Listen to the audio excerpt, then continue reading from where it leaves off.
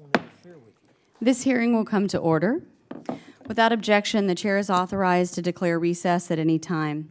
Good afternoon and welcome. I'm especially pleased to welcome our distinguished group of witnesses today and want to thank you all for being here and for your patience as we were on the floor with votes. We are on the cusp of transformational changes in aviation. Not only is the commercial aviation market robust with global passenger air transport that is projected to double by 2040, emerging new markets and innovative technologies are also literally changing what we see on the horizon. These innovations are not just about the novelty of pizza and package deliveries to your door by flying drones, or the flying cars that we've always envisioned from the Jetsons era. They're about economic impact, competitiveness, and American jobs. One estimate projects that the integration of unmanned aircraft systems into the airspace could lead to 100,000 jobs and $82 billion in economic activity. Market projections for urban air mobility are also in the billions of dollars. Our U.S. economy stands to gain significantly from these emerging aviation markets. Yet, when combined with the current impact of civil aviation, which in 2014 provided over 10 million jobs and represented $1.6 trillion of total U.S. economic activity, and accounted for 5.1% of U.S. GDP, the importance of commercial aviation to our nation's economic growth is magnified.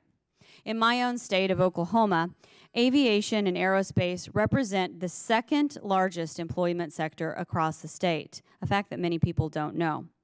According to the study by the Oklahoma Aeronautics Commission, aviation, aerospace, and associated activities provide for over 200,000 jobs and about $44 billion in economic impact. While there is much to celebrate in the success of U.S. commercial air transportation, our competitiveness on the global market is increasingly harder to maintain. The International Aviation Transportation Association predicts that by the mid-2020s, China will displace the United States as the world's largest aviation market. That's why federal research investments to transform this industry are important, and why we are here today to examine NASA's Aeronautics mission and enabling role. Because maintaining our success and realizing the opportunities before us means overcoming challenges. Airplane noise complaints to the FAA have seen sharp increases. Growth in air transportation is stretching the capacity of our national airspace system, and new entrants, including drones and urban air vehicles, add complexity to the airspace that must be safely managed if we are to be successful. Perhaps the most pressing of all is the impact of air transportation on the environment. Not only does commercial aviation account for about 2% of human-induced global carbon emissions, the jet fuel that produces those emissions represents a significant portion of commercial airline costs. With expected compound annual growth rates of about 3.5% in air passengers, the problem will only get worse. Sustainability is not only critical to the environment, it's becoming a competitive advantage. At this year's Paris Air Show, which ended just days ago, chief technical officers of 7 of the world's leading aviation manufacturers came together in an unprecedented union to commit to a sustainable future for commercial air transportation. I'm submitting a copy of their statement for the record. And that's where NASA's aeronautics research plays a vital role, carrying out fundamental research to improve efficiencies, enabling the safe integration of new entrants into the airspace, testing new aircraft systems and designs, and developing enabling technologies and techniques to mitigate the environmental impacts of aviation. The question before us today is, are we in Congress and the federal government doing enough? Are we making the necessary investments to help realize the full potential of emerging markets that have significant implications for U.S. competitiveness and economic growth? Do we have the workforce facilities to support NASA's aeronautics R&D and the growing industries?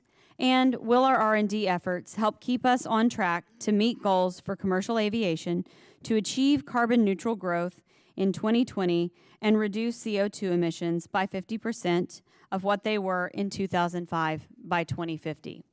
In closing, I'd like to say this.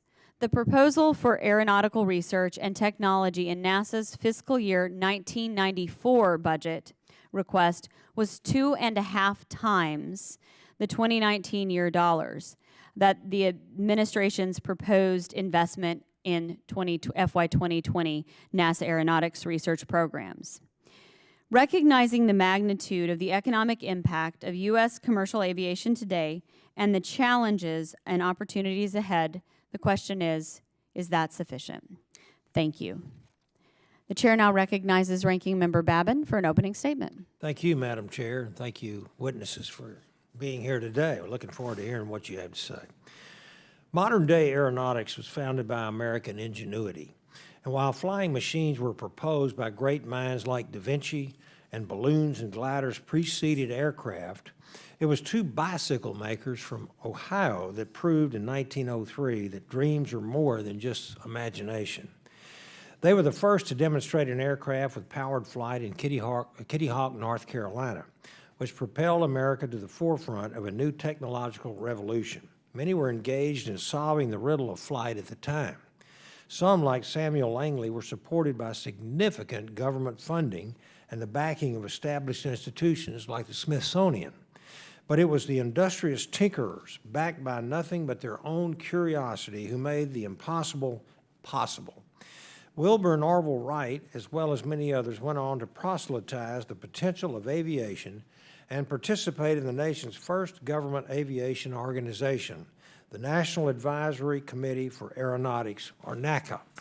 Founded in 1915 to supervise and direct the scientific study of the problems of flight, with a view to their practical solution, NACA's roots in aviation formed the foundation for NASA. Those proud traditions continue today in the Aeronautics Mission Directorate. NASA is currently tackling several technological challenges. They are developing the low-boom flight demonstrator to enable commercial supersonic flight that will drastically reduce flight times. They're building off of the success of the X-15, the X-43, and the X-51 to continue research and development into hypersonic flight, which could revolutionize space flight, enable faster transportation, and also promote national security. And while the U.S. has been at the forefront of hypersonics research for decades, Russia and China are making significant progress in this field, which threatens our own national security. NASA is also supporting urban air mobility, electric aircraft, and air traffic management research to promote innovation and enable more efficient use of our airspace. These are all fascinating fields of study. One aspect of aeronautics research that we must diligently monitor is international competitiveness. And while the U.S. has historically led the world in aeronautics and aviation, this lead cannot be taken for granted. Other nations are investing significant resources to challenge our leadership, but many of those countries embrace a strategy based on subsidies and government-sponsored monopolies that run counter to the American free market spirit. And before we adopt policies similar to our international competitors, we should consider whether some technological challenges are best left to the market to solve. After all, it was the Wright brothers' curiosity and drive that made them successful, not government subsidies or political favoritism. Similarly, when we compare investments in aeronautics made by countries like China to NASA or the U.S. government's investment, we must realize that virtually all of China's investments are made by the public sector, whereas here in America we have a vibrant private sector that is also investing in our nation's aeronautics future. Aeronautics and aviation make up a significant portion of our nation's economy. Preserving our leadership role is something that we can all agree on. I look forward to working with my colleagues on this committee and with the Senate and with the administration to ensure the future of our aviation economy is just as bright as the past. And I yield back. Thank you very much, Mr. Babin. It's a pleasure to work with you on this committee, and we're very happy to have such a distinguished panel. And give us just one moment. Do we want to wait? Okay. Excuse me. Okay. Looks like we're waiting on a few people to arrive. If there are members who wish to submit additional opening statements, your statements will be added to the record at this point. And now I would like to take a moment to introduce our witnesses today. Our first witness is Dr. Jaiwon Shin, Associate Administrator of NASA's Aeronautics Research Mission Directorate, where he has the responsibility for the strategic direction and management of NASA's aeronautics research portfolio. Dr. Shin also co-chairs the National Science and Technology Council's Aeronautics Science and Technology Subcommittee. Dr. Shin has served on many positions at NASA, including as Chief of Aeronautics Projects Office at NASA's Glenn Research Center. Dr. Shin received a bachelor's degree from Yonsei University in South Korea and a master's degree from California State University, Long Beach, a doctorate in mechanical engineering from Virginia Polytechnic Institute and State University. Welcome, Dr. Shin. Our second witness is Dr. Alan Epstein. Dr. Epstein is the R.C. Maclaurin Professor of Aeronautics and Astronautics Emeritus and is the former director of the Gas Turbine Laboratory at the Massachusetts Institute of Technology. Previously, Dr. Epstein was the Vice President of Technology and Environment at Pratt & Whitney, an aerospace manufacturing company. Dr. Epstein is the chair of the National Academies of Aeronautics and Space Engineering Board and is a member of the NASA Advisory Council. Dr. Epstein is a member of the U.S. National Academy of Engineering and past chair of its aerospace section. Dr. Epstein received his bachelor's, master's, and doctorate degrees from the Massachusetts Institute of Technology. Welcome, Dr. Epstein. Our third witness today is Dr. Ilan Kroo, the Thomas V. Jones Professor of Aeronautics and Astronautics and Director of the Aircraft Aerodynamics and Design Group at Stanford University. Previously, Dr. Kroo served as the founding CEO of Z Aero, now Kitty Hawk, and EVTOL. Did I do that right? I didn't do it quite right. You can correct me later. Manufacturing company. Dr. Kroo is currently a member of the National Academies of Aeronautics and Space Engineering Board and is on the American Institute of Aeronautics and Astronautics Aircraft Design Technical Committee. Dr. Kroo is a member of the U.S. National Academy of Engineering and received his bachelor's, master's, and doctorate degrees from Stanford University. Welcome, Dr. Kroo. Dr. Lewis. Our fourth and final witness is Dr. Mark Lewis. Dr. Lewis is the director of the IDA Science and Technology Policy Institute. Dr. Lewis also served as the Willis Young Jr. Professor and Chair of the Department of Aerospace Engineering at the University of Maryland. Previously, Dr. Lewis was president of the American Institute of Aeronautics and Astronautics and served as an advisor in the Air Force. Dr. Lewis is a member of the National Academies of Aeronautics and Space Engineering Board. He received his bachelor's, master's, and doctorate degrees from the Massachusetts Institute of Technology. Welcome, Dr. Lewis. You'd think that MIT might know a thing or two about aerospace, aeronautics, based on this. As our witnesses, you should know that you each have 5 minutes for your spoken testimony. Your written testimony will be included in the record for the hearing. And when you've completed your spoken testimony, we'll begin with questions. Each member will have 5 minutes to question the panel. And we will start today with Dr. Shin. Dr. Shin, you're recognized for 5 minutes.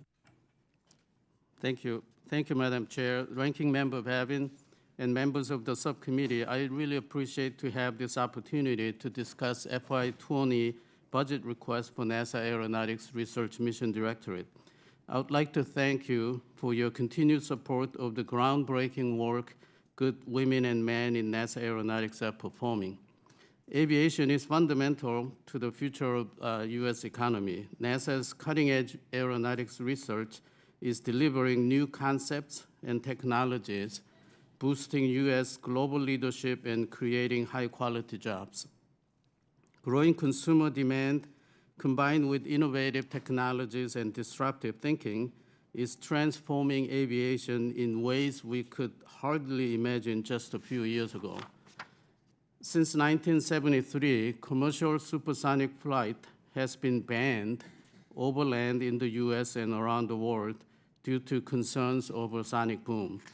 Over the past 10 years or so, NASA has developed technologies that will greatly reduce sonic boom noise. With the support from the Congress, NASA is now building a quiet supersonic experimental aircraft, X-59 Quest, with a commitment for first flight by fiscal year 22. Once built, NASA will measure public response to the sonic boom noise and deliver the data to the FAA and the International Civil Aviation Organization to enable new rules allowing commercial supersonic flight over land, which will spark U.S. aviation industry's innovation and investment to take the global leadership position in developing future commercial supersonic airplanes. Subsonic aircraft will still carry the majority of passengers in the foreseeable future, but demands for reduced fuel burns, noise, and emissions are growing rapidly. NASA is collaborating with U.S. industry to develop innovative technologies such as efficient wing designs, electric propulsion, and transformative materials and structures. Hybrid electric or all-electric propulsion is being explored by aviation industry to bring dramatic reductions in fuel burns and emissions for future aircraft. NASA has begun a multi-year effort to enable 1 megawatt power electric propulsion system, which defines a critical technological milestone for electrification of aircraft, stirring notable international competition. Realizing an aviation-grade 1 megawatt propulsion system has never been accomplished, NASA has built a world-leading ground test facility called NASA Electric Aircraft Test Facility, or NEAT, and we are already conducting a test of a high-power electric propulsion system with our industry partner. The change to the aviation system also requires changing the way air traffic is managed. NASA has been developing innovative technologies to enable highly efficient air traffic management systems while maintaining safety by collaborating with the FAA, airlines, and airport operators. One such example is a new integrated surface management capability NASA is developing, which will enable aircraft to move from the gate to take off without any stops and waits. Our collaboration with FAA and operators at Charlotte International Airport has already saved 1.6 million pounds of fuel and reduced emissions equivalent to over 57,700 trees in just the first 15 months of trials. FAA plans to deploy this technology to 27 nations' busiest airports beginning in 2021. Increased use of autonomous systems is opening up completely new markets, such as commercial drone industry. NASA's research into UAS sense and avoid, communication, and air traffic management has served as a critical enabler of the industry that did not exist only a few years ago. For example, under NASA's leadership, the most complex demonstration of the UAS traffic management, or UTM system, in downtown Reno, Nevada, is scheduled to end the 10-day flight test tomorrow with great success. NASA has conducted 4 major capability demonstrations, including this one, in the last 4 years, which proved to be critically important steps toward enabling safe, efficient commercial flights of small UAS in dense urban environments. Just as a brand new drone industry is blossoming, another exciting industry called urban air mobility, or UAM, is emerging. Without NASA's early work in small UAS, a vision to open the skies of our communities to move people and cargo safely would not have been even conceivable. NASA is closely working with this new industry to rapidly develop key capabilities such as reducing noise and ensuring safety of vehicles. The global aviation system of mid-21st century is emerging today. NASA Aeronautics strengthens the foundation of U.S. global leadership by working with traditional and emerging market players to bring exciting future for aviation. Thanks for this opportunity to testify today, and I look forward to answering any questions you may have. Thank you, Dr. Shin. Dr. Epstein. Madam Chair, Ranking Member Babin, and members of the subcommittee, I'm pleased to address NASA's role in aviation. I believe that we are living in the most exciting era for aviation in the last 50 years. Opportunities include ultra-quiet flight, true air taxi service, and low-boom supersonic travel. Challenges include environmental concerns, rising foreign competition, and of course, safety. Adding to the excitement are new entrants backed by venture capital, many of whom are outside the U.S. Government should care because the U.S. owns 49% of the world's $800 billion a year aerospace business. Other countries understand the importance of this market and are making concerted attacks. First Europe with Airbus, and now China. To no small degree, NASA Aeronautics holds stewardship of this nation's aeronautical future. Let me point out that shortly after the turn of the century, the aeronautics budget was cut by more than half in terms of operational funds. So for the past 2 decades, aeronautics has made do with relatively modest resources. I would now like to touch a few areas in which NASA can have significant impact. For example, the X-59 airplane will validate the concept that airplane shape can dramatically reduce sonic boom. This aircraft will then generate data for cooperating communities on people's tolerance for low-intensity booms. This will provide a foundation to the FAA to re-examine its ban on overland supersonic flight and help them work with the international communities to set certification standards for supersonic aircraft. A second is urban air mobility. Air taxis have been a dream since the 19th century. Such vehicles are now technically feasible. Public acceptance requires very low noise and close to accident-free operation, areas of NASA's strength. More challenging is the need to safely integrate large numbers of these new vehicles into our crowded airwaves. NASA has an important technology role to play here as well. Now, I'd like to touch on a topic for which I'm passionate: airplane noise. As we all know, community noise is a major irritant. People simply don't want airport noise. Progress in noise reduction has now reached the point where I believe we can envision aircraft so quiet that they would not be noticed in an urban environment. Virtually silent airliners would bring enormous relief to communities and stimulate an expansion of air travel.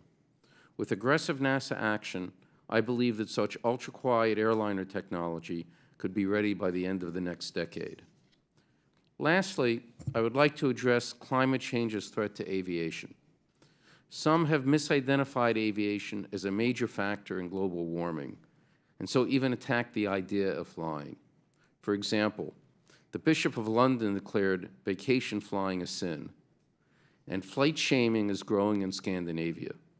In fact, modern airplanes produce less CO2 per passenger mile than do cars and trains in this country. Nevertheless, the threat is real. In response, industry leaders pledged to halve aviation CO2 by 2050. Such progress requires reducing the energy needed for flight and the fossil carbon of that energy. More than 98% of aviation CO2 comes from large aircraft flying distances more than 500 miles. So significant reduction requires focusing on airliners, not general aviation or small regional aircraft. Also, we now understand that aviation can't follow the auto industry in moving toward battery-powered vehicles. There's no battery technology on the horizon suitable for large electric airliners. Even if a breakthrough enabled battery power, it would make things worse rather than better, because modern engines produce less CO2 per unit power than does the nation's power grid, and will likely do so for the next several decades. NASA's work on energy reduction should focus on efficient aircraft and engines. In summary, this is an extraordinarily exciting time for aviation. Civil aeronautics is a major economic strength of the United States, and a strong NASA aeronautics is needed to maintain that strength. The leadership and support that NASA provides is important at all levels, supporting students in basic university research, stimulating new concepts, and exploring technology at larger scales, as with X-planes. Thank you. Thank you, Dr. Epstein. Dr. Kroo.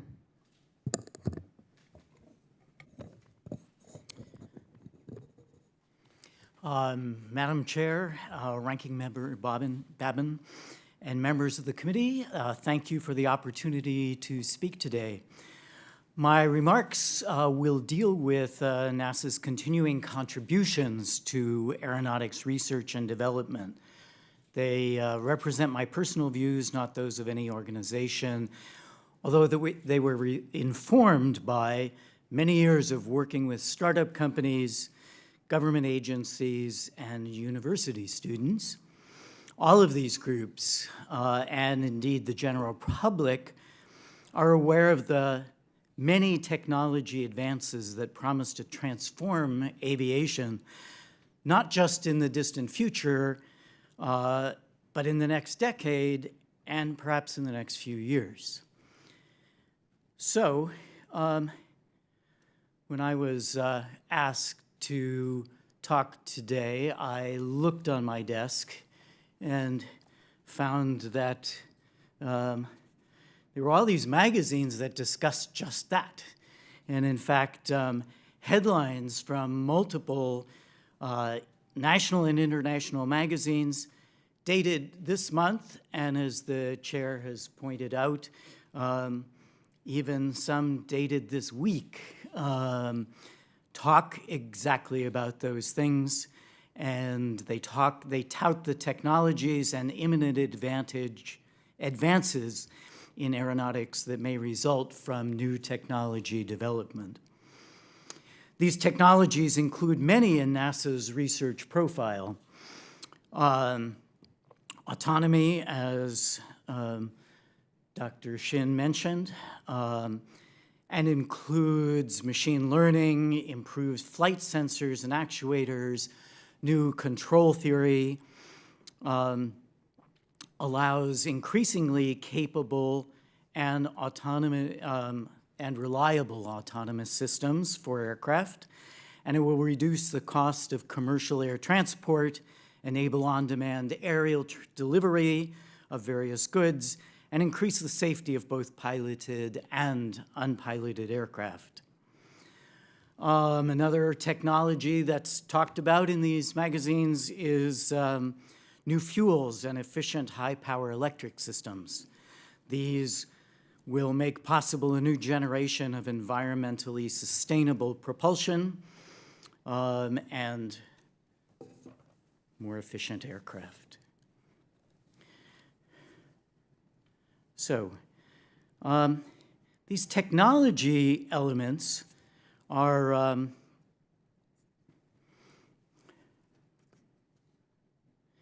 being combined with advanced methods for aero and structural modeling and design to create entirely new types of vehicles, from, as you've heard, small subsonic aircraft with dramatically reduced noise and emissions, to atmospheric satellites that fly without pilots at altitudes above passenger aircraft. This is why an unprecedented number of students are enrolling in aerospace courses and clubs. Why computer science, despite the fact that Stanford unlike MIT, is a liberal arts school, and they study philosophy and economics and things like that. But the biggest department that graduates the most students is computer science. Still, many of our students are interns at companies that did not exist just a few years ago and are studying a wide range of these things that will be of use to them in the future.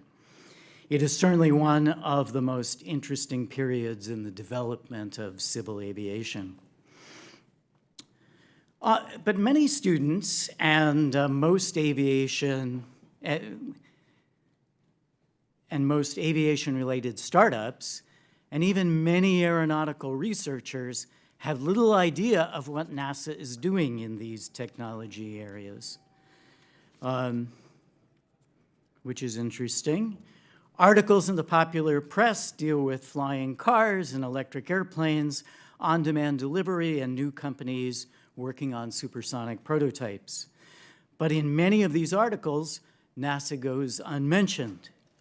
So we have some of these magazines talking about 10 different technologies that are currently under development.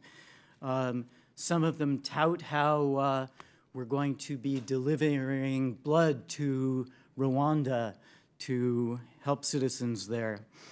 And there are these compelling images of small aircraft without pilots delivering things where they are needed. But those small airplanes don't have NASA logos on them. Why is that? It is the case also that many of these companies have to deliver convincing demonstrations to some of their investors before NASA has a chance to do the research that's required to make them go to the next level. Thank you, Dr. Kroo. We'll look forward to hearing more from you when we begin the questions. Very good. So thank you very much. Dr. Lewis. Madam Chair, Ranking Member Babin, distinguished members of the committee, thank you for the opportunity to testify today. I'm going to focus my remarks on NASA's role in hypersonics research, a field that holds potential, what I think are truly transformative accomplishments in aeronautics. As I'm sure you all know, hypersonics is a broad area of inquiry. It generally refers to flight in excess of about 5 times the speed of sound. That's Mach 5. An aircraft traveling at Mach 5 is traveling about a mile per second. So that means that an airplane flying from Dulles Airport to London Heathrow at hypersonic speeds could get there in less than an hour. So talk about transformative. We've actually been flying hypersonic vehicles of one sort or another since the late 1940s. This is not a new field, but there's still many fundamental problems left to be solved. One of them is propulsion. Conventional jet engines won't work at hypersonic speeds. And that means you have to use either rockets or what we call advanced air-breathing engines, such as scramjets. Also at high speeds, friction with the air makes the surface temperatures really hot. That means you stress the limits of materials, and so it calls for advances in high-temperature materials. Control of a hypersonic vehicle is also an issue, as is the overall design of a hypersonic configuration, something that's fully integrated with its engines and airframe. And NASA has significant expertise in each of these areas. So historically, NASA Aeronautics and its precursor, the NACA, that Ranking Member Babin referenced, have made notable contributions to the evolution of hypersonic flight, including our basic understanding of the physics of reentering spacecraft, traveling in some cases at 40 times the speed of sound. That work continues today. NASA engineers study the problems associated with decelerating large spacecraft in the thin atmosphere of Mars. They develop new high-temperature materials, including the material that's going to shield the SpaceX Dragon capsule. That's material that was invented by a team at the NASA Ames Research Center. That scramjet engine that I mentioned a moment ago was invented by NACA researchers working what is now the NASA Glenn Research Center. They did that work in the late 1950s, and 46 years later, engineers at NASA Langley, working with NASA Dryden, now Armstrong, flew the first operational scramjets on the X-43 experimental vehicle, once at nearly Mach 7, 7 times the speed of sound, and again at Mach 10. NASA also did key computational experimental work in support of the Air Force's own unmanned X-51 flights that flew between 2010 and 2013. NASA even provided the chase planes that monitored the X-51 craft, gathered essential flight data. NASA propulsion engineers and materials experts are today playing key roles in several programs, including DARPA activities, the U.S.-Australia High-Fire Flight Program, And I'll point out, when engineers at the U.S. Air Force's Hypervelocity Tunnel Number 9, that's the nation's premier high-speed wind tunnel, needed a new way to measure model temperatures, they turned to their colleagues at NASA Langley to do that. NASA has developed many of the standard hypersonic aerodynamics models that we use. The agency also operates test facilities, including the Langley 8-foot high-temperature tunnel that has gathered data on nearly every significant air-breathing hypersonic engine, including those that powered X-43, X-51, and the upcoming DARPA Hawk designs. The 8-foot tunnel is an irreplaceable national asset, and not just the tunnel itself, but the NASA test engineers and technicians who operate it. Research in hypersonic flight may someday lead to ultra-fast commercial aircraft, may lead to new ways to reach Earth orbit with airplane-like launch vehicles, and these are wholly appropriate, I would argue, for NASA aeronautics research. But the proverbial elephant in the room is that the likely military use of hypersonics, including ultra-fast, nearly unstoppable missiles and reconnaissance craft. In 2016, I chaired a National Academies study that reported that both Russia and China were advancing quickly in the field and moving to operational deployment. We are in a race, and I believe that NASA must help our nation address this threat. I further believe that role is completely consistent with NASA's mission as codified under the Space Act. NASA has the capabilities in hypersonics that no other federal agency can deploy. Now, NASA's hypersonics investments began to languish starting in 2012, when a roughly $60 million portfolio was allowed to drop to less than $10 million within about 2 years. More recently, NASA's hypersonics funding levels have been on the rise, just as our national programs are hitting limits of capacity and workforce, though they're still at only about half their levels in pre-2012. NASA's reinvestment has included much-needed maintenance on the Langley 8-foot tunnel, without which some of our national programs would come to a screeching halt. That's a promising start, but for our nation to lead the world in hypersonics, I argue we must create a challenging future vision. The future success of hypersonics ultimately hinges on our ability to integrate computational and experimental capabilities. NASA is the ideal agency to lead such an effort. World-class research requires world-class researchers who must have access to affordable, flexible, world-class modeling and test capabilities. And to do this, we need to sustain and expand NASA's hypersonic test infrastructure, including the possible recommissioning of the hypersonic test facility at NASA's Ohio Plum Brook campus. And of course, we cannot relinquish our investments in fundamental research, both inside NASA and in the university community that NASA sponsors.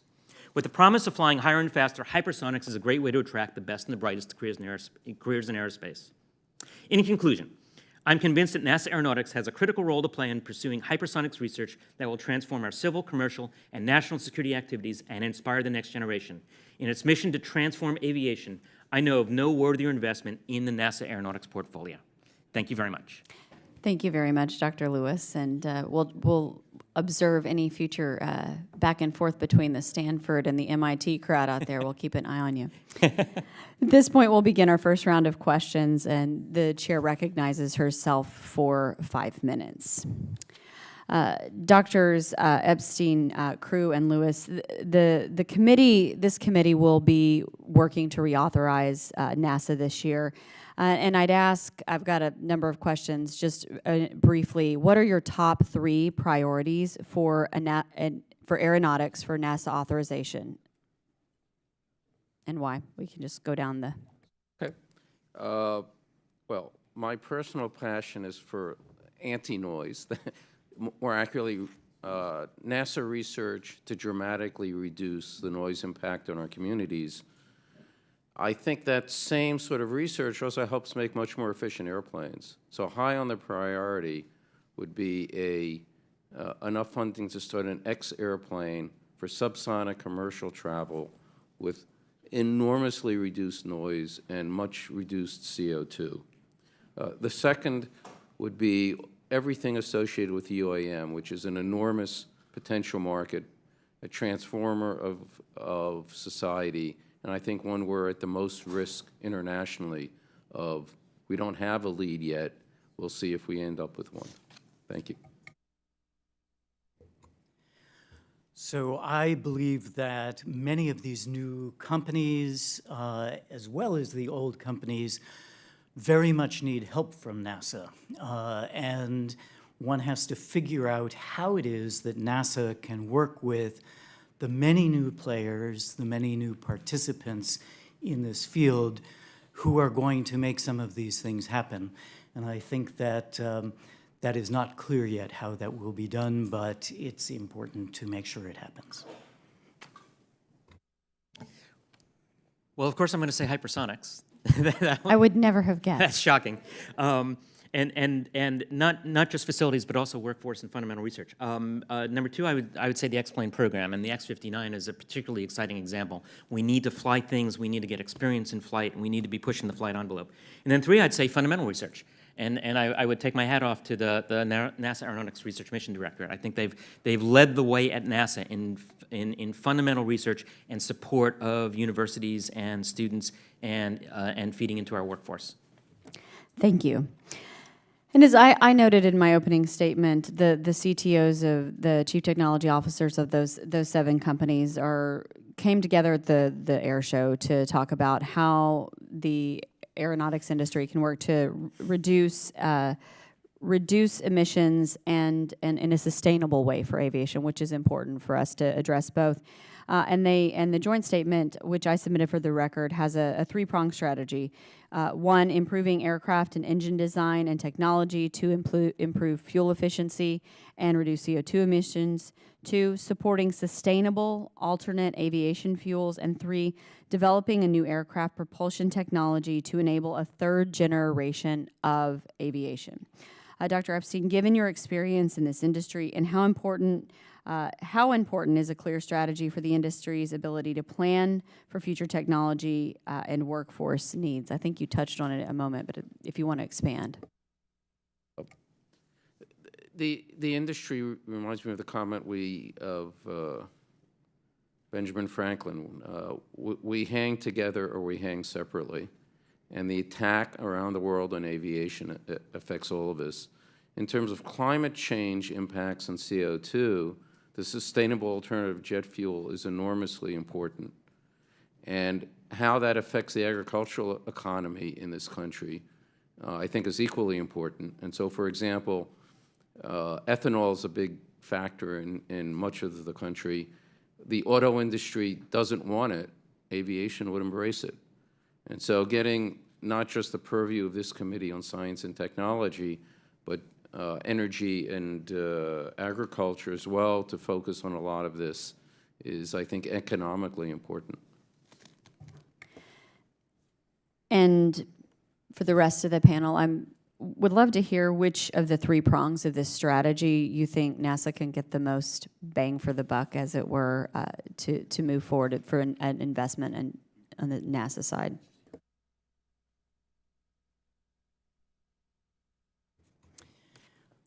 Well, I must say I agree with many of these comments, and they will get a lot of mileage out of these investments. I do think that in the near term, things such as alternative fuels and increased efficiency are much more important than the longer term advances, and many of these longer term concepts require very new ideas in both fuels and propulsion systems. Dr. Lewis? And I would agree as well. I argue that an aerospace system is fundamentally an energy conversion system. As aerospace engineers, we do everything we can to get every last bit of energy out of our available fuel, out of our available energy supply. So aerospace has a lot of lessons to propagate to other parts of engineering disciplines on how to be energy efficient, how to use fuels effectively, how to do alternate fuels, how to do alternate energy sources. And I think NASA has a very important role to play in that. Thank you. Dr. Shin, would you care to comment briefly? Yes, I think as the other witnesses summarized in terms of priorities and near-term and mid-term and longer-term contributions, I want to say that NASA has been working on all those areas, improving the fuel efficiency and reducing emission from the engine research. And also we have done major flight tests of the alternative fuels with actually international partners from Germany and Canada and Japan. So, and then we're also working on lighter, stronger structures. So reducing the weight of aircraft will require less fuel burns. So all those things need to be coming together. And as other witnesses say, that it's not one magic bullet, or it's not one big gun that we can use to reduce these fuel burns. And in fact, if I may add, in fact, I was at Paris Air Show last week, and I actually met with these industry CTOs. After the news conference they had, they meet regularly, and I was invited to join that meeting. So we did amply talk about this, and they were very appreciative of what NASA has been doing. Thank you, Dr. Shin. I'm exceeded my time, Dr. Babin. No problem. Thank you, Madam Chair. Dr. Lewis, let's see, where was that article? Okay, yeah. A recent New York Times article, which I would like to ask to be put into the record, if you don't mind, if there's no objection, No objection. highlighted the current state of hypersonic research in the world, and it laid out the threat posed by hypersonic weapons being developed by China and Russia. General John Hyten, commander of the U.S. Strategic Command, told the Senate Armed Services Committee on March 2018, quote, "We don't have any defense that could deny the employment of such a weapon against us." Your testimony lays out how NASA's infrastructure and expertise enable our nation's overall hypersonics program. Is greater coordination between NASA and other government agencies necessary to ensure American leadership in national security? Thank you, Congressman. Well, first I would say that NASA is doing a very fine job of coordinating with the Department of Defense, and they've become a critical player in some of the work that's underway. I will give you an example. In my testimony, I mentioned the 8-foot tunnel at NASA Langley. Right. That's one of only 2 locations in the United States where you can do a full-scale hypersonic engine test. Right now, the other location is not available. It's down for maintenance. So NASA is absolutely critical for much of the work that we're doing. But I think it goes beyond that. I mentioned some of the contributions of NASA engineers, everything from material science to controls to understanding of propulsion technologies. NASA has been and continues to be critical players in each of those aspects and supporting the national efforts, including efforts with the Air Force, efforts with DARPA, and even some fundamental research efforts that were funded by the Department of Defense. So yes, I think they're absolutely critical. Okay, thank you, Dr. Lewis. The next question is for Dr. Shin and Dr. Lewis. NASA conducts aeronautics research on urban air mobility and is developing the X-57 Maxwell, an electric aircraft that will demonstrate technologies to reduce fuel, noise, and emissions. I presume there are market demands for such technologies from either commercial aviation, general aviation, or both. From the dawn of aviation, we've seen that top-down, centrally planned research and development approaches are often eclipsed by free market responses to technological challenges. In face of other nations significantly subsidizing their aeronautics and aviation sectors, how should NASA approach this challenge of supporting free market principles while also maintaining long-term aeronautics leadership? Dr. Shin, if you would first. Yes, thank you for that question. In terms of urban air mobility, just like your emphasis on free market economy that our nation holds, we believe in that. So we are not, as an example, NASA as a government entity, we are not investing to duplicate vehicle designs in this new industry because there are last time I checked, over 150 entities working on these various design concepts, and billions of dollars are being invested from private sectors. So what we are working on is how do we enable these private investment to become the real viable and scalable market by working on system-level issues, community-wide issues, such as noise reduction and safety, ensuring safety, and how do we actually expedite and cost-effective certification can be allowed for these vehicle designers. So working with FAA, I think we have found really nice government role, again, closely working with industry, but that's the way we believe how we enable this exciting future. Okay. All right, thank you. And then Dr. Lewis. So I would argue that NASA's primary role is investing in areas that industry won't, or doesn't have the wherewithal, or that it's too far term. And I would congratulate the NASA portfolio because I think they've done a fine job of identifying key investments, key areas. If you look at some of the work that NASA has done, for example, on advanced configurations for commercial airliners, they've done things that frankly, I can't see an industry partner doing right now because it's really too speculative. In propulsion, the work that NASA has done looking at very advanced propulsion, again, wholly appropriate because I don't see it as something that the industry necessarily would have the resources or the wherewithal to invest until NASA has proven the concept and then hand it off to industry. I think we've got many examples of technologies that NASA has helped develop, and once they developed it, we're able to hand off to industry very successfully. Okay, thank you very much. And I've got more questions, but I'm out of time, so I'll yield back. Thank you, Mr. Babin. The chair recognizes Mr. Olson for 5 minutes of questions. I thank the chair and welcome our 4 expert witnesses. I'll open with an observation. Much has been said about Stanford and Harvard. Those are great, great schools to be sure. But as a graduate of Rice University in Houston, Texas, we call those schools the Rice of the West Coast and the Rice of the East Coast. And that's just the way it is.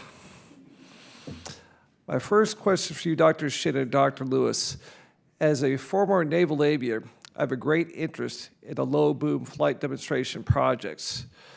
As was mentioned by, I think, Dr. Epstein, we have not allowed supersonic flights over America since 1973. My district is home to Ellington Joint Reserve Base. As you all may know, last year, NASA test pilots flew modified F-18s out of Ellington to do some series of tests of low emission or low noise level sonic booms. It was called QSF-18. If possible, can you all update me on this project, especially if these test flights can help with supersonic travel in the future? Dr. Shin? Yes, I want to say up front, many thanks to that community. And also we tested that low boom through the customized maneuver because we don't have a low boom supersonic airplane as yet. We're building it in collaboration with Lockheed Martin. But in the city of Galveston, we actually flew that F-18 that you mentioned, and with a tremendous support from Ellington and Johnson Space Center.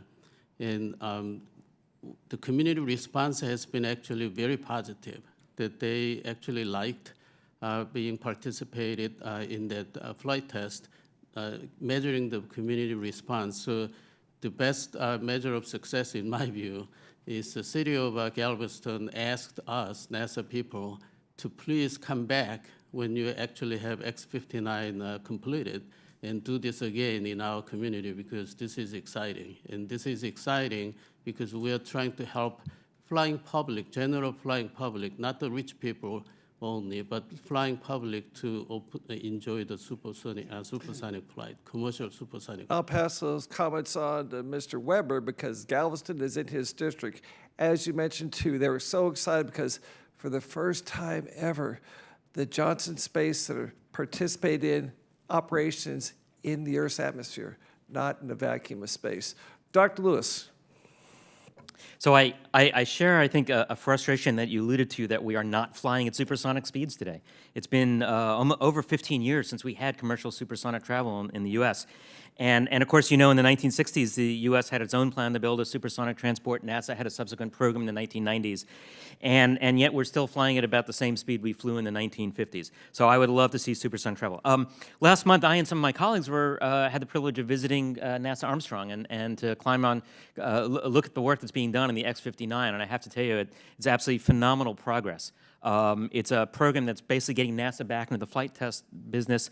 We got to fly the simulator. I got to crash the simulator, and I think it's going to be an important milestone, not in helping us reintroduce supersonic flight, but also getting NASA back into the flight test rhythm that is so critical to our industry. Thank you. Final question for Dr. Shin, and this is about your testimony mentioned that there'll be excessive growth in aviation in the future and a shortage of pilots to fly these future aircraft. As you probably know, Ellington Field has been selected as a commercial spaceport. It's been approved. Their plan is for space tourism. Basically follow the same profile that Alan Shepard followed on the first Mercury launch. Take off horizontally, go vertical, go into space for maybe 10, 15 minutes and come back and land. They're going to need pilots. Our current aviation needs pilots. So how can NASA help recruit, develop, and train our future pilots, especially ones that are going into space?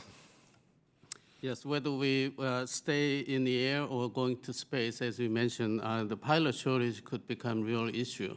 So we've been working with our industry to bring more autonomy in the cockpit. I'm not suggesting that we are going to reduce the number of pilots in the cockpit, but by introducing safe and efficient and cost-effective autonomous systems on top of what we already have, could probably reduce the workload of the pilots, and pilots' roles could be changing in the future. So some of these measures need to be introduced with care, of course, but some of these measures need to be researched for the longer term. It's not a point solution, or it's not something that we want to just do it in a hurry. So that's what we are working with industry. I'm out of time. I yield back. Thank you very much. Thank you. The chair now recognizes Mr. Posey for 5 minutes. Thank you, Madam Chair, for holding this committee, and thank the witnesses, very impressive, for attending today and sharing your knowledge with us. In keeping with today's subject, NASA's Aeronautics mission, enabling the transformation of aviation, it was interesting to hear Dr. Lewis say he thinks NASA's mission is essentially doing those things that private industry cannot do, and which I pretty much think is the role of government. You do for the people what the people cannot do individually. You do collectively for them. And Dr. Shin, I heard your reference to working with FAA and having some good experiences, but it brings to mind some very bad experiences that I've seen with FAA, of terrible waste of resources. You may recall, you're all old enough to recall, when the United States basically controlled 100% of the world's commercial launch market for satellites, commercial satellites. And through over-regulation of federal bureaucrats, we parlayed that into about 15%, almost completely choked the golden goose, and created the competition that we have today for the commercial launches in other countries. We have, you mentioned space support vehicles earlier. We have a contractor in my district, Space Support Vehicle. They've done years and years worth of parabolic missions for NASA. It's so much easier to put an experiment in the back seat of an F-104 with a pilot that's flown a zillion hours and test the gravitational effect of the payload than it is to launch a dispensable rocket or whatever. And you know, that's one little company. They decided, you know, we'd like to take people up too for this. There's an interest in doing that. So they applied to a license to FAA. And the FAA said, well, you know, you're not a jet that go from Washington, D.C. to Orlando 50 times a day. And you're not Virgin Galactic that we licensed before they ever put the first vehicle in the air. So we're not going to give you a license. I mean, they could get this license in any other country in the world, be delighted to have that business and that. But the unelected, unaccountable bureaucrats at the FAA couldn't get off center. So during the last session, then Majority Leader McCarthy, and with the support of a lot of co-sponsors, passed legislation and said you will create a licensing category for these space support vehicles. Whereupon they have kind of refused to do that. And I'm wondering if you have other areas where you have observed this same kind of counterproductive behavior. I'd like to hear about it. Anyone? I'm sorry that you have had a lot of those examples, but from where I sit, I think in the aviation side, FAA leadership and management and technical people have really stepped up in trying to be proactive and opening up these a lot of exciting markets that we Okay, see. so you haven't experienced a downside. Anybody else experienced a downside, or am I supposed to take this personal? I'll take it personal and work on their budget accordingly. Dr. Shin and Dr. Lewis, other agencies fund hypersonics at a much higher levels than we do. However, NASA has unique facilities and expertise in that field. Is there an opportunity for NASA to conduct work on a reimbursable basis for other agencies? I think that is entirely possible. And as Dr. Lewis mentioned in his testimony, we have been cultivating really robust and very symbiotic, mutually beneficial relationship with DoD in particular. But I think we can certainly increase the partnerships with other government agencies. And because we have that core capability, technical capability, both in our workforce and the facility as well. Okay. Dr. Lewis? So as I mentioned, NASA's budget in hypersonics is a tiny fraction, frankly, of what the DoD is spending. But what they bring to the table is incredibly impressive. They've got depth of knowledge. They've got expertise. They understand aspects of the fundamentals that no other part of the government, of which I'm aware, has. And I can cite success story after success story where NASA worked with the DoD in the hypersonic realm. One I'll give you right off the top of my head was when the Air Force was doing the X-51 program. So we tested the engine for X-51 in the NASA facility. Then we had NASA engineers working on the X-51 program. We had NASA engineers in the control room the day of the first flight of X-51. I'm here to tell you, if we didn't have that support, I don't think the program would have been as successful. It's absolutely critical. Yeah, that's awesome. Madam Chair, I yield back. Thank you. Thank you, Mr. Posey. The chair now recognizes Mr. Foster for 5 minutes. Yeah, thank you, Madam Chair, and thank you to our witnesses. Let's see, I've been musing about this low sonic boom technique, and I was wondering if any of you are willing to try to make a stab at telling a physicist how what are the actual breakthroughs that makes it different than my memories as a toddler listening to the sonic booms from the military jets operating out of Truax Airfield. What is new in the physics or in the design space that makes this feasible? I'll give a stab at it, and I'm sure the witnesses are far more qualified to answer that.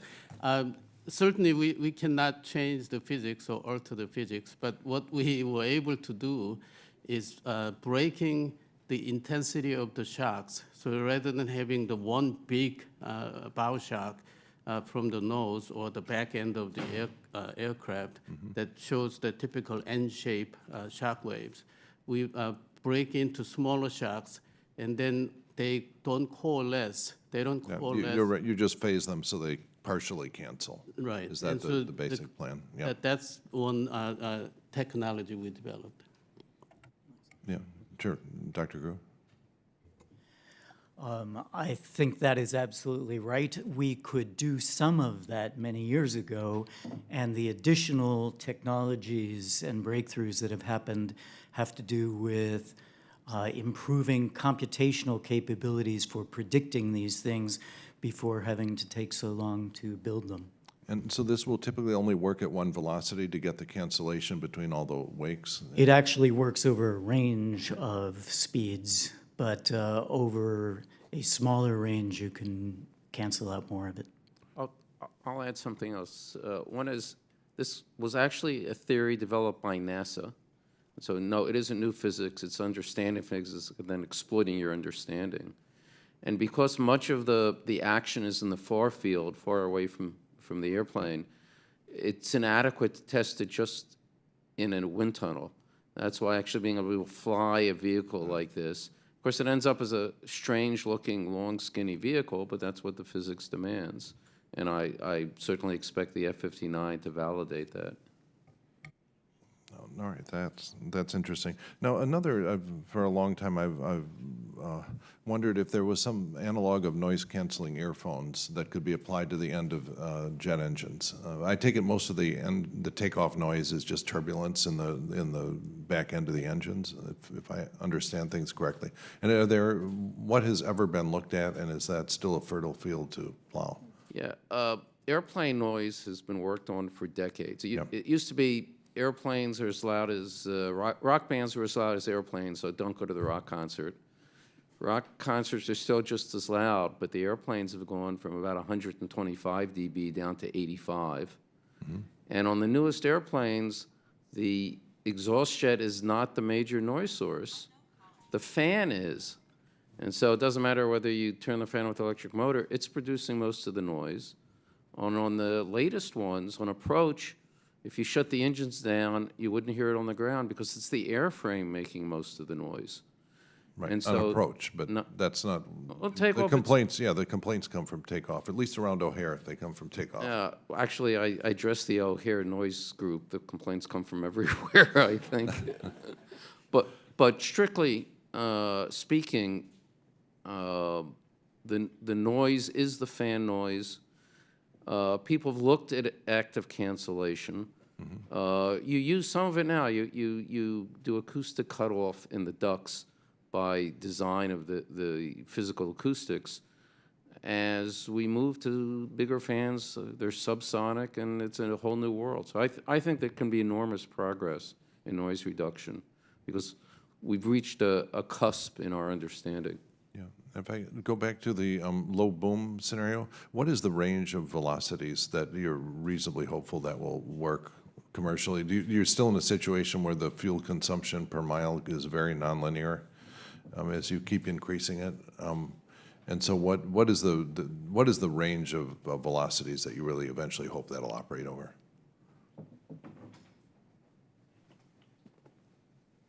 In a commercially viable way. There is a range. Probably the commercial viability is more related to the efficiency of these designs. But certainly in the Mach 1 point something to 2 point small number, these technologies can reduce the boom on the ground. Okay, thank you. And it looks like my time is up, and so I yield back the remainder. The next. Thank you very much, Dr. Foster. I'm going to ask another round of questions. I think the ranking member will be back shortly. Since we had to move it around, I think we've lost a number of our subcommittee members today. Dr. Shin, I want to go back to one of the points we started with about workforce development and the importance of aviation and aeronautics to the nation and our economy, and what that means also for NASA. In my opening statement, I raised the question of whether or not we will have the workforce to realize the opportunities that we're working towards. So along those lines, the NASA Advisory Council's Aeronautics Committee found that the next generation of aviation workers will need a different set of skills than the current generation, including artificial intelligence, cybersecurity, so the cutting edge issues and research that NASA is doing in order to handle the new technology, such as urban air mobility, drones. Clearly, hypersonics is another area that's important. And the nature of autonomy. So how is NASA helping to prepare the workforce of this rapidly approaching future in aviation systems? Thank you. I think Madam Chair's observation and points are spot on, that the aviation, not only aviation, but entire 21st century industrial sectors are changing because of the digital transformation-driven new technologies and the new ways of doing business. So aviation industry as a whole, I think, is experiencing and will continue to experience competition of the top talents with more IT or those industries. So what NASA, we believe, is we have to provide exciting missions. We are celebrating 50th anniversary of our moon landing this year, and I am the product of Apollo 13, 11 moon landing. So we believe that providing that exciting missions so that our younger generation can actually look up to what they can do and what they can accomplish in aviation would be really the key. Thank you, Dr. Shin. And a short question. What, if any, additional hiring authorities might NASA need to attract that workforce? Our Human Capital Management Office has been working really hard to figure out whether we can get more flexibility. So I'm certainly not an expert in answering that question, but I think our agency, Human Capital Management, can provide more details. If you want to take that for the record and come back to us, that's great. So Another question, turning a little bit towards some of the points that Dr. Lewis that you made, especially around the importance of NASA and government investment in those cutting edge technologies before they're ready to move on to the commercial sector. I noted in my opening statement the shift in budget and looking forward. Looking forward with the important research and development that NASA needs to do in hypersonics, in urban air mobility, in noise, and in other things, we are looking towards a likely decrease of funding for fiscal years 23 and 24. So my question for each one of you quickly is, how would such decreases of up to 12% affect the development of innovative capabilities, such as supersonics, hypersonics, urban air mobility, and in aeronautics research, and then the follow-on transition to commercialization?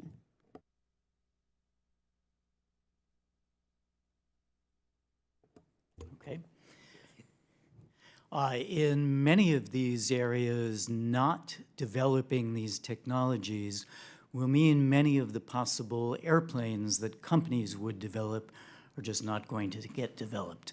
This is really NASA's role, as Dr. Shin has mentioned, and they're doing a very good job of it to decrease that rather than increasing that at a time when so many new possibilities are on the horizon is probably not the right thing to do.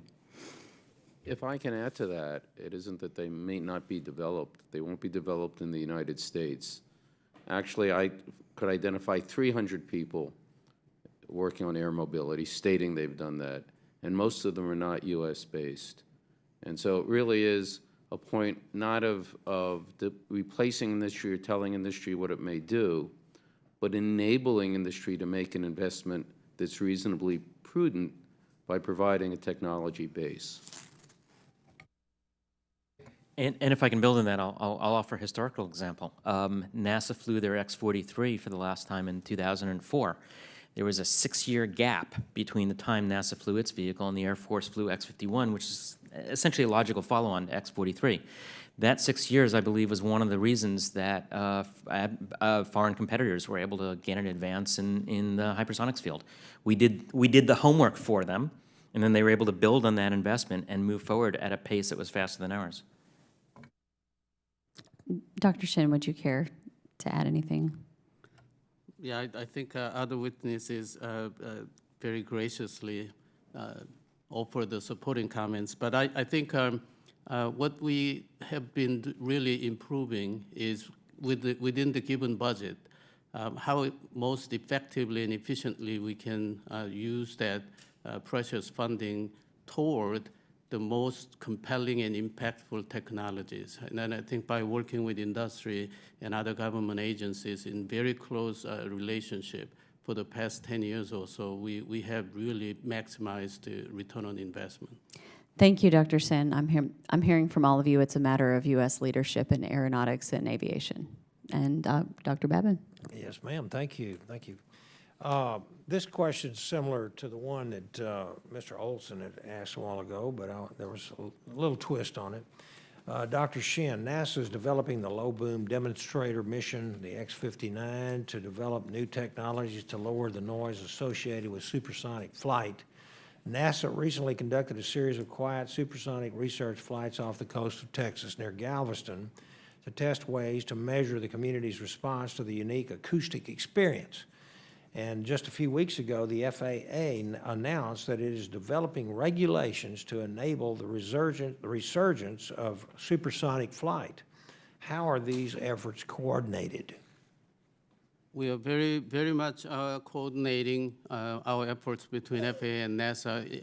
As a matter of fact, I actually even met with the acting administrator of FAA yesterday to just talk about this. So there are two challenges at the moment very quickly. One is certainly trying to influence regulatory agencies around the world so that this ban on supersonic flight over land is changed or lifted. So that's what NASA X-59 will do.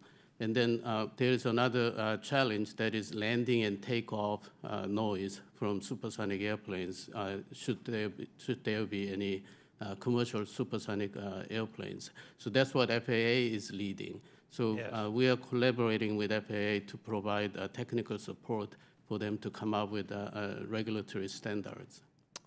Understand, thank you. And you know, also this next one, Dr. Shin, NASA's recent budget request proposes reorganizing the management of aeronautics test facilities. This comes on the heels of a similar reorganization several years ago. What was the rationale for this restructuring? The main rationale is these are national asset level wind tunnels, and certainly Aeronautics, my mission directorate, has been the custodian and keeper of those major wind tunnels for the agency and for the external customers and participants as well. But other mission directorates also use these wind tunnels. So it is truly agency level activity and agency level issues.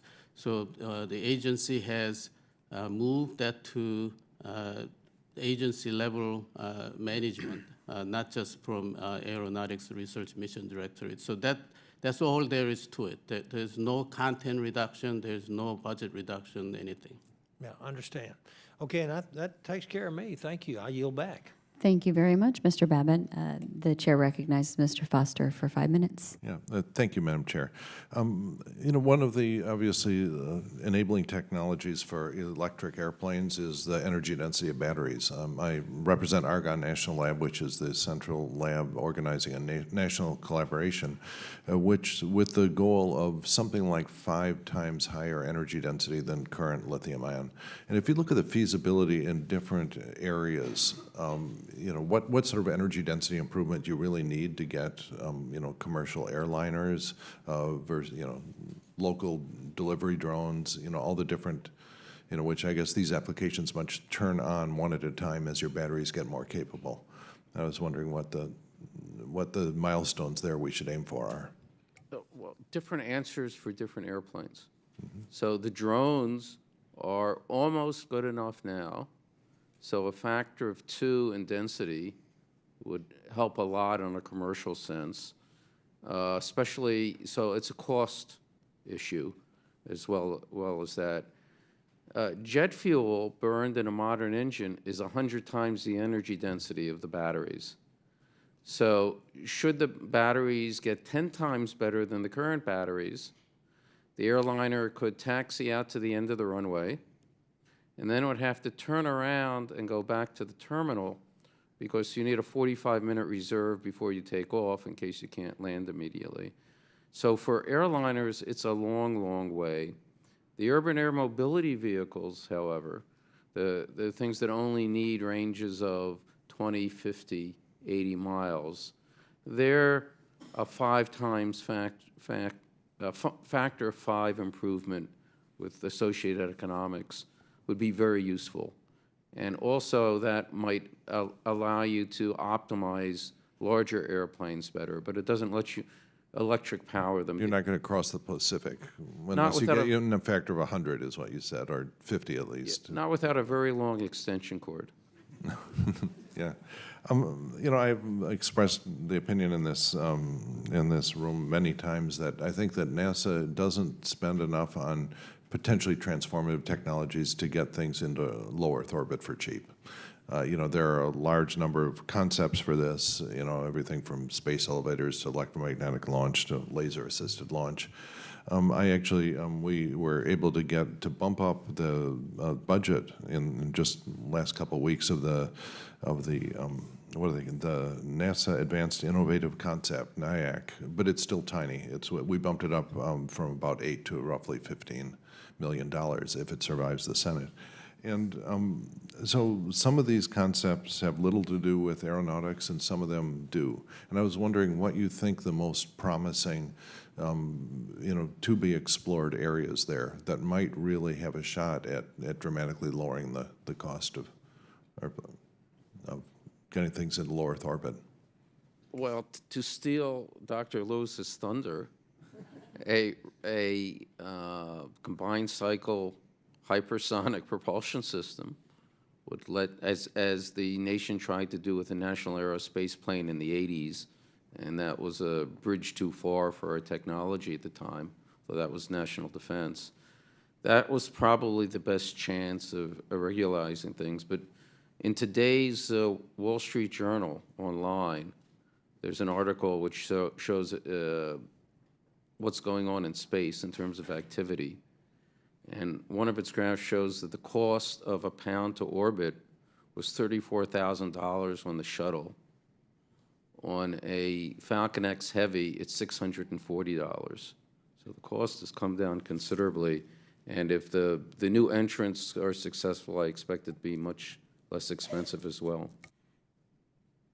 Dr. Lewis? So one of the challenges is that a modern rocket engine is really an amazing piece of equipment. It delivers efficiencies, energy efficiencies, higher than almost any other machine I can think of on the planet.